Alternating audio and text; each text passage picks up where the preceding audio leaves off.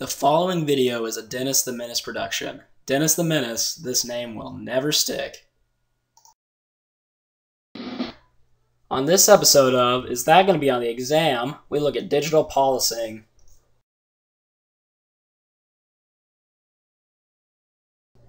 Alright, when we're looking at digital policing, one of the most common things that is brought up is the concept of piracy. So, what is piracy in the sense of ITGS?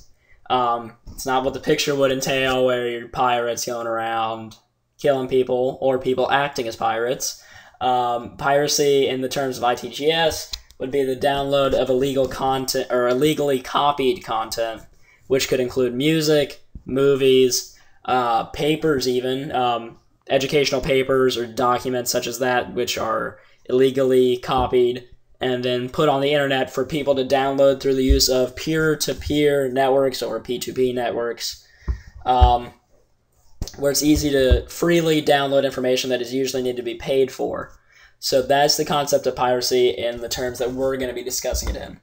What are the common types of systems used during actions of piracy and why? Peer-to-peer systems are most common simply because it allows for easy and fast download times, and it doesn't cause a lot of problems while downloading the material, and it allows for large amounts of material to be downloaded quickly, and it allows it to be done freely, which is one of the main reasons why piracy happens in the first place, is people do not want to pay for certain material. Alright, so there are many famous examples of peer-to-peer systems, including the Pirate Bay and, of course, Napster. So what did Napster do that was unethical? They allowed people to copy files directly from their hard drive onto their server and then enable them to share it. So this means people were able to go onto their servers and download information and content that is usually need to be paid for freely, therefore taking money out of the person's pocket that the content was their intellectual property. And although many different companies are able to find ways out of facing legal actions, Napster itself was charged with several different legal cases and everything, mainly because they had a central server that contained the names of all their clients and the files they possessed. So that's the reason Napster faced charges when many other companies, especially nowadays where they're finding more and more loopholes, do not have to face legal action. So there are many different examples of famous peer-to-peer systems. Alright, so as long as copyright infringement has been around, people have been trying to find solutions to copyright infringement.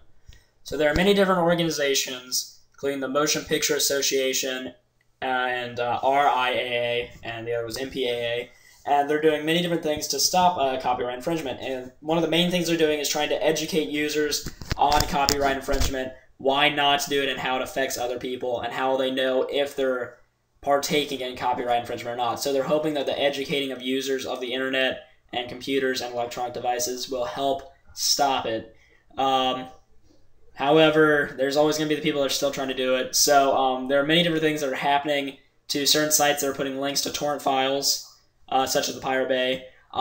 Certain sites such as this are trying to be banned completely, blocked from the country that they're happening in, or even just being blocked through different countries, and it's pretty much making it impossible for some people to use these files or these sites to get the files they want.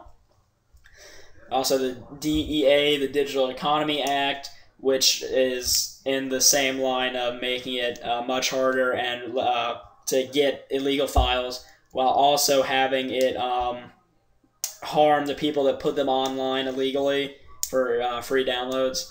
And then even the MPAA and RIAA are going to such extremes as uploading fake files onto sites such as the Pirate Bay. So they would put large fake files with names such as new Taylor Swift song or whatever. So they'll put that on there with the title of the new Taylor Swift song or whatever music you guys like to listen to. And then when people try and download it, they will download a fake file that's either blank or has nothing to do with the music they were looking for, the movie. And it's just a waste of space and time for the people trying to illegally download it, And if they upload a lot of these fake files, so it would take some users hours to find the correct file they're wanting, and some people won't even put up with it and just try and find another place. So that kind of makes it a little bit harder for people who want to try and illegally download content. Okay, so they're even though peer-to-peer systems have been given a negative rap in the past few slides, there are some advantages when they're used properly. So it allows for easy sharing of large files. So if you're like working on a project with people around the globe and you're trying to get something done, peer-to-peer systems allow for you to easily share ideas and documents that you've come up with via the internet. There's the reduce the load on any one server, so no one server gets too overwhelmed and crashes. And then also faster download speeds, so if you need something quickly, it allows for that to happen for you.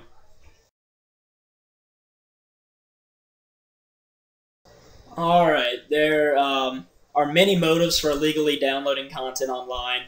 Although monetary reasons are usually most common, this is not the only reason. One thing that a study has found is that many illegal downloaded content is due to the fact that it's easily able to download individual tracks. So way back before like the iTunes store and everything, where you could just buy individual songs and you had to buy just CDs.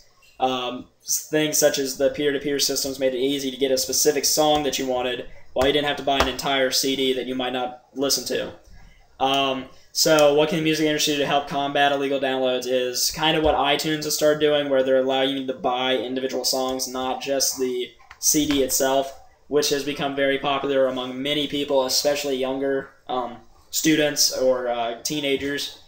So what they might only have to do is try and cut back on the price.